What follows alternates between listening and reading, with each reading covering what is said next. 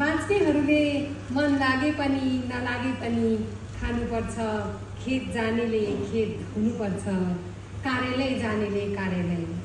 बाँच्नेहरूले बाँचेकाहरूसँग हाँस्नुपर्छ, बेला बेला उनकै तालमा नाच्नुपर्छ। रगतको आहालबाट फर्केका हुन् वा गोला बारुद विस्फोटनबाट बाँचेका वा सँगैको साथी गुमाएका हुन्, बाँच्नेहरूले दाह संस्कार गरेकै दिन पनि घर जानुपर्छ, खानुपर्छ।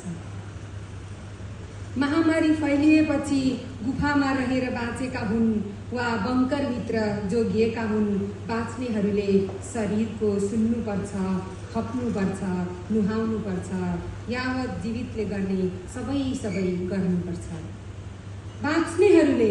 बाँच्नेहरूले आरनमा फेरि तातिनुपर्छ, वर्तमान शैलीको आयाममा समानान्तर मिल्न फेरि पनि खारिनुपर्छ, चिसिनुपर्छ, सूक्ष्म कीटाणु मार्न, नमरी बाँचिरहन ओड्नुपर्छ न्यानो। हिम पहिरोमा साथी गुमाएका हुन् वा हातगोडा काटिएका हुन् वा चरम यातना सहेर फर्किएका हुन् वा लुक्दै बाँचेका हुन्, बाँच्नेहरूका लागि जाग्नुपर्छ, हर दिन हर पल आमा जस्तै गर्नुपर्छ जोहोजाम, हर हालमा स्वीकार्नुपर्छ जीवनधाम।